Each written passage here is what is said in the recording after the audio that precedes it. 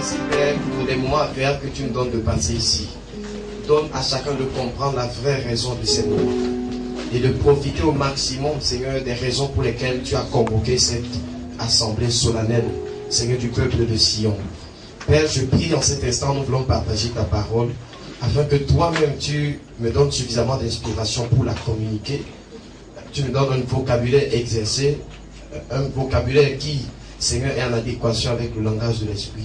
Et que, Seigneur, tu donnes aux frères un entendement de disciples, une oreille qui peut entendre ce que l'Esprit dit à l'Église en ces temps d'affaires. Que ton nom soit béni au nom de Jésus. Amen. Amen. Donc, ce soir, le message que nous voulons partager s'intitule La valeur de Jésus. Amen. Quelle est la valeur que vous attribuez à la personne de Jésus? Et nous allons prendre notre texte de base. Ça me rappelle quand j'étais à Yaoundé, dernièrement, on m'a demandé où est ta liturgie. Voilà, j'étais à l'église protestante là-bas. On m'a demandé où est ta liturgie. Tu as préparé le c'est où? Je dis que ne vous inquiétez pas, ça va bien se passer. Laissez-moi seulement aller parler. Quand je vais parler, vous allez voir. Amen. Oui, bien aimé, c'est nous qui sommes le message. Il ne faut pas que si la Bible, on brûle toutes les Bibles, on ne soit plus capable de parler du Seigneur. Il y aura toujours la révélation ici. C'est vrai. Voilà. Donc la valeur de Jésus. Vous savez, parfois on intitule souvent les messages selon notre sensibilité au texte que nous avons.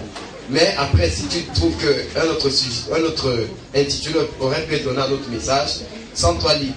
Mais ce que j'essaye de nous faire comprendre ce soir, c'est que Jésus a beaucoup de valeur. Amen. Et que très souvent, la valeur d'une personne, justement, on la voit dans l'investissement que vous faites dans la vie de la personne. C'est pas vrai. Jésus ne s'est pas contenté de dire que nous étions précieux. La Bible ne dit pas que Dieu a tant aimé le monde qu'il a vraiment dit aux hommes combien il était d'accord avec eux, combien il les aimait. Dieu a tant aimé qu'il a donné. Et vous savez, vous ne pouvez pas échanger une chose contre une chose qui a moins de valeur que la chose que vous avez. Est-ce que quelqu'un me comprend? Amen. Ça veut dire que quand vous allez à la boutique et qu'on vous dit que cet article coûte 100 000, vous consentez à perdre vos 100 000 parce que vous estimez que vous allez avoir mieux que les 100 000 que vous investissez. Est-ce que quelqu'un me comprend? Amen. Ce qui suppose donc aux yeux de Dieu, si Dieu est prêt à donner tout ce qu'il a, parce que les gens pensent que Jésus, c'est tout simplement, je ne sais pas, un être qui se promenait au ciel et que Dieu a envoyé en mission sur la terre. Jésus est la parole faite chair. Il est Dieu dans la chair. Il n'est pas. Jésus n'a jamais existé avant de venir sur la terre. Amen. Le logos a existé, la parole a existé. Est-ce que quelqu'un me comprend? La Bible dit qu'au commencement était la parole. Et la parole était avec Dieu et la parole était Dieu. Cette parole a été faite chair. Donc c'est la même existence dans une nouvelle dispensation, dans une nouvelle manifestation. J'essaie de vous dire que quoi? Pour que Dieu soit fait homme, il a pris le nom de Jésus. Et il est venu au milieu de nous. C'est-à-dire que tout ce que Jésus a fait, c'est Dieu qui l'a fait. Amen. Donc ne voyez pas comme si Dieu, dès qu'il est allé à la croix, il avait d'autres choses qu'il avait laissées à part. Non. C'est simplement par la puissance de la vie impérissable dont il est doté, qu'il savait que même la mort n'aura pas le dessus sur lui. Amen. Il est entré dans la mort, il est sorti libre et vainqueur. Mais si on était comme des joueurs de poker, on aurait dit que Dieu a tout misé. Est-ce que quelqu'un me comprend? Amen. Je te dis que Dieu a tout misé pour avoir la personne que tu es. C'est pour ça que tourne-toi avec quelqu'un. Tu dis que si tu veux connaître ta valeur, regarde ce que Dieu a investi pour t'avoir. Amen. Regarde le prix que Dieu a payé. La deuxième chose que je m'avais vous dire, c'est que si la terre était déserte et qu'il n'y avait qu'un seul individu qui était fou, Jésus serait quand même venu sur la terre. Est-ce que quelqu'un me comprend? Donc Jésus est mort pour nous individuellement. C'est-à-dire que quoi? Quand on veut évaluer le prix de nos vies, ce n'est pas qu'on va découper Jésus en nombre de personnes que nous sommes. On dit que voici la parcelle de chacun. La valeur de chacun d'entre nous s'appelle Jésus. Est-ce que quelqu'un me comprend? La valeur de chacun d'entre nous s'appelle Jésus. Et Jésus ne s'est pas contenté de nous dire simplement des paroles. Vous savez, le grand problème de l'Église aujourd'hui et de la responsabilité de l'Église face au monde, c'est que l'Église ne représente pas, n'incarne pas les paroles qu'elle semble proclamer. Le temps est venu où nous devons devenir le message. Où nous devons entrer dans la réalité des choses que nous proclamons, que nous disons. Parce que tout le monde dit aujourd'hui en fait qu'il a le bon Jésus. Et que c'est lui qui connaît d'ailleurs mieux Jésus que les autres. même entre les églises de réveil, il y a la guerre, n'est-ce pas? Chaque église pense qu'elle a le meilleur enseignement sur la personne de Jésus. Mais bien aimé, Jésus ne disait pas qu'il a un enseignement, il disait je suis moi-même l'enseignement. Il dit je suis la vérité, je suis l'évidence, je suis la substance, la quintessence. Hein? Je suis le vrai pain qui est descendu du ciel. Vous pouvez me toucher, c'est moi le pain là.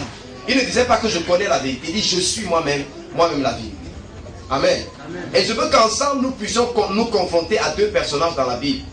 Il s'agit du personnage de Marie et du personnage de Judas, qu'on retrouve dans un texte de la parole de Dieu. Amen. Et nous allons voir que les disciples ont, pour les uns et les autres, des valeurs différentes de Jésus. Parce que Judas a estimé que Jésus vaut 30 cycles d'argent. Amen. Le cycle en Israël, c'est le quart du dernier. Pour avoir un cycle, on divise le dernier en 4. C'est ça le quart, non? Voilà, merci beaucoup. Je vois comment le frère Eric a acquiescé là-bas. C'est quand même un mathématicien. Amen. Donc, je ne me suis pas trompé. Donc le cycle est le quart du dernier. Je vous dis ça pour que vous alliez calculer vous-même. Mais Judas va estimer qu'on ne peut pas prendre un objet qui vaut 300 deniers et investir ça sur la personne de Jésus. On ne peut pas prendre un parfum aussi cher, aller verser ça seulement sur Jésus. On aurait pu vendre ça et valoriser ça ailleurs. Jésus ne mérite pas autant. Jésus ne mérite pas un tel sacrifice.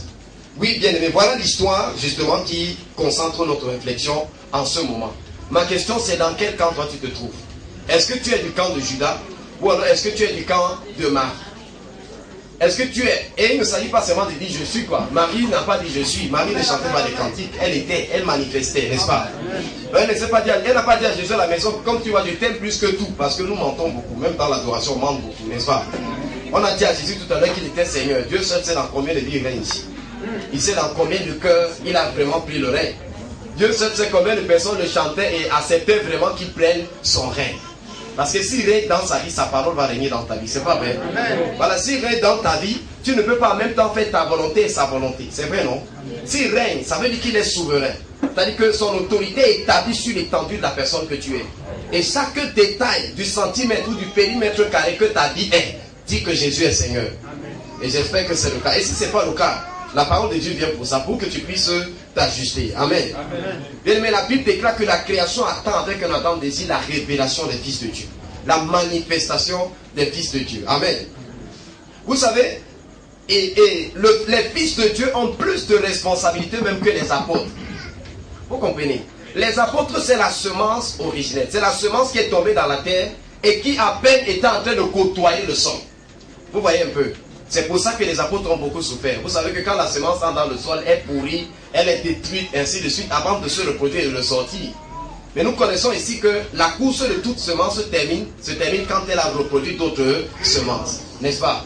C'est-à-dire que le noyau de la mangue a fini sa mission quand il a reproduit des noyaux de mangue, n'est-ce pas? En plus grand nombre et identique au noyau qui a été semé dès le départ. Donc si nous sommes la conclusion du dessein de Dieu sur la terre, cela suppose qu'en fait, nous devons dépasser les apôtres. Nous devons faire mieux que Pierre. Nous devons faire mieux que Paul. Nous devons faire mieux que Jean. Mais est-ce que nous sommes autant même que ces gens? J'ai dit autant. Hein, bien aimé? Si vous voulez, lisez la vie de Paul et de Pierre. Paul dit qu'il a renoncé à tout à cause de Jésus. À cause de l'excellence de la connaissance de Jésus, il a renoncé à tout. Il a accepté. Quand je dis renoncer à tout, ce n'est pas que Paul est devenu paresseux. Amen. Paul a investi sa vie pour Jésus. Paul a donné tout ce qu'il avait, le meilleur de ce qu'il avait pour Jésus. Est-ce qu'aujourd'hui c'est le meilleur que nous donnons à Jésus? Ou alors ce sont les restes?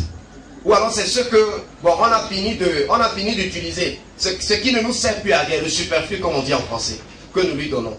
Mais je vous dis la vérité que nous sommes responsables devant l'histoire. Seulement, c'est vrai que les vainqueurs ne sont pas très souvent nombreux. C'est pour ça que nous ne nous fatiguons pas à proclamer ce message. A dit que nous avons une responsabilité. Nous devons refléter le Seigneur. Amen. Et je dis ceci dans tous les domaines de notre vie. Notre consécration, notre investissement doit être total dans tous les domaines de nos vies. Amen. Voilà. Et c'est ce que Marie en fait reflète ici. Vous savez, Marie dans la Bible, c'est le disciple de qui Jésus a dit que partout où la bonne nouvelle sera annoncée, on rendra témoignage de cette femme, de ce qu'elle a fait, n'est-ce pas? C'est-à-dire que l'action de Marie était liée à la proclamation de la bonne nouvelle.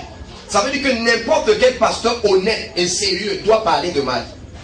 quand il est dans cette histoire, il doit raconter ce que Marie a fait. Jésus dit qu'on va célébrer cette femme. On va dire en mémoire, on va raconter ce que cette femme a fait. Lisons alors le texte dans Jean chapitre 12. Comme ça au moins, vous allez voir le fondement de tout ce que je suis en train de dire ici. À partir du verset 1. 6 jours avant la Pâque, Jésus arriva à Béthanie, où était Lazare qu'il avait ressuscité des morts. Là, on lui fit un souper. Marthe servait, et Lazare était un de ceux qui se trouvaient à table avec lui. Marie, ayant pris un livre d'un parfum de nard, pur, de grand prix, oignit les pieds de Jésus. Et elle lui essuya les pieds avec ses cheveux. Et la maison fut remplie de l'odeur du parfum. Un de ses disciples, Judas Iscariote, fils de Simon, celui qui devait le livrer, dit: pourquoi n'a-t-on pas vendu ce parfum 300 deniers pour les donner aux pauvres? Il disait cela non qu'ils se mettent en peine des pauvres, mais parce qu'il était voleur et que tenant la bourse, il prenait ce qu'on y mettait.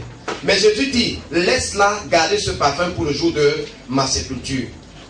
Vous avez toujours les pauvres avec vous, mais vous ne m'avez pas toujours. Et vous savez, Jésus ne devait pas attendre qu'il vienne être embaumé, parce que quand on allait l'ensevelir, ça allait coïncider avec la semaine de la Pâque.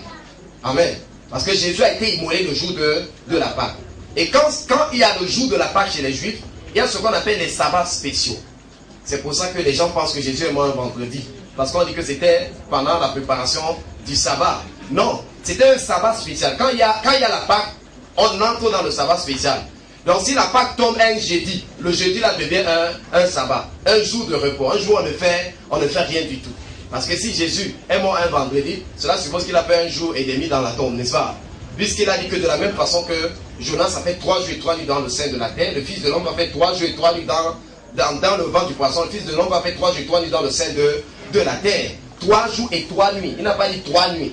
Il n'a pas dit 3 jours, il dit 3 jours et 3 nuits. Pour faire 3 jours et 3 nuits, ça veut dire qu'il va faire 3 séries de 24 heures, n'est-ce pas? Donc 24 heures 3 fois. C'est ça, non? Voilà. Donc Jésus n'est donc pas. Donc c'était pendant donc la fête de la Pâque que ceci s'est déroulé. Donc ce qui suppose qu'ici Jésus est à la veille de sa mort. Jésus est sur le point bientôt d'aller mourir.